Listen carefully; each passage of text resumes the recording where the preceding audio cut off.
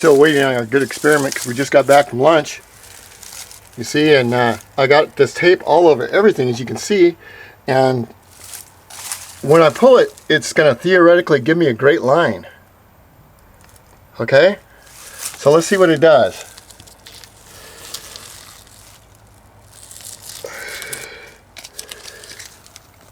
I'll pull this bottom one here.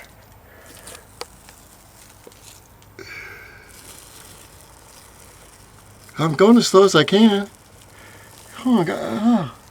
I'm going as slow as I can. Isn't that great? Isn't that beautiful? That's the most Mickey Mouse half-assed line I've ever seen in my life.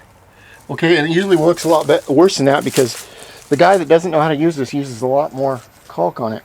Now I'm going to show you the technical way of doing square joints. Okay, and this is by the book, because I was taught by the book by a brilliant painter by the name of Matt Harden. He took time to teach this old man. If you suppose you're going to do a square from, let's just say a window frame from here all the way up to here, all the way over right where my, and on the way down here, okay? Where you want to start is you want to start in your corners. Just about a couple inches, okay? Just about a couple inches right here, right there, right here, and right there, okay? It's hard to do with one hand.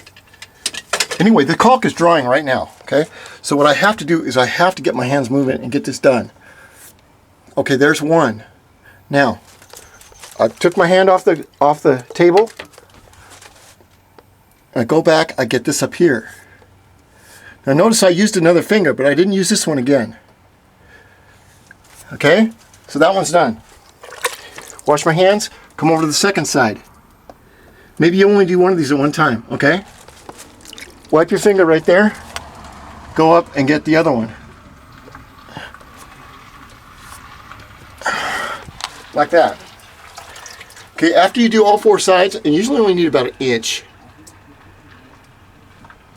of any box structure, then what you do is you start up here and you go. Now this, I've noticed this, this was a great trick that was taught me too. You want to stay at a 45-degree angle, right? I'm not gonna squeeze the trigger, but watch. You want to stay at a 45-degree angle until it gets uncomfortable, which is probably about right here for me. See, I'll have to get down on my knees to do that. So you don't want to do that way. What you want to do is stop where it's comfortable. Then you want to turn the gun around and come up from the bottom all the way up at a 45-degree angle to your other point, if you want to do that much. But you've already want to have these angles all done down here, just the corners, okay? Because filleting the corners, even that's not filleted right. It requires a lot of skill, and you notice I use one finger and then I use another one, and then I use another one. See? And it's kind of hard to do it one-handed. Anyway, that's the tricks about doing door enclosures.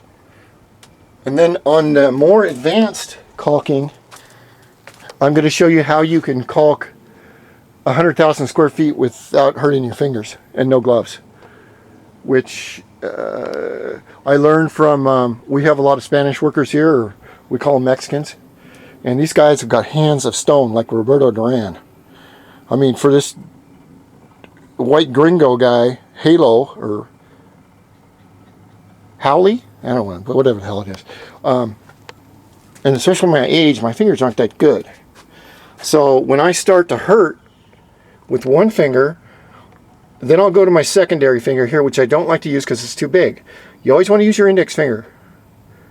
Okay? You always want to use but your index finger, just going like this will take skin off of it, even on the smoothest surface. And you can go half a day and it starts to get red, and you're done. Until I show you the technique, of my son anyway.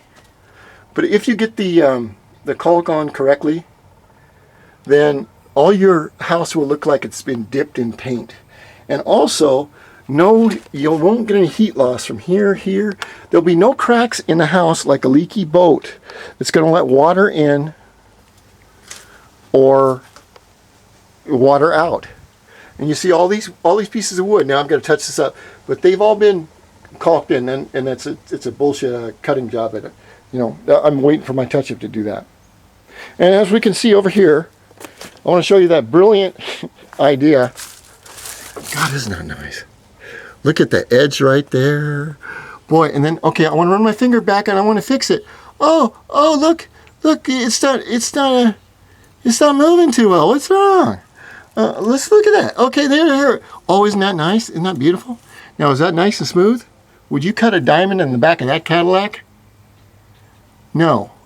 Okay, you never use tape on caulking. There is only one reason to use tape, and you use red tape on stucco concrete or stucco, and that is another big trick.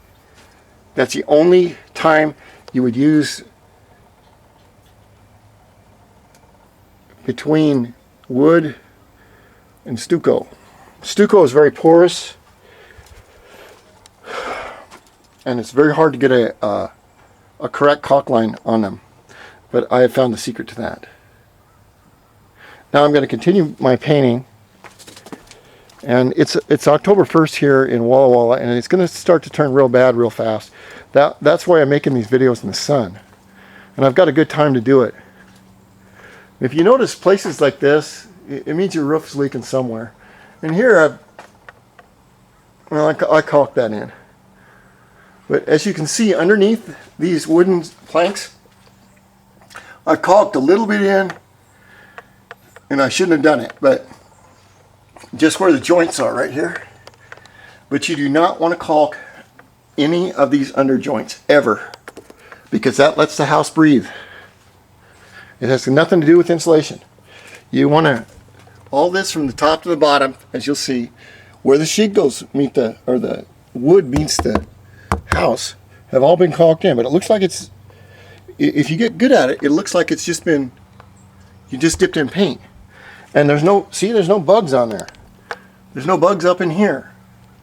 Now if I let that one go long enough, right up here, okay, with that crack in it, then there'll be a spider, there'll be bugs up there, because they'll find, you know, a place to hide, which is what they do. That's how bugs get in your house. That's how spiders get in your house, through cracks. And your house is full of cracks, unless you're an expert caulk genius like me.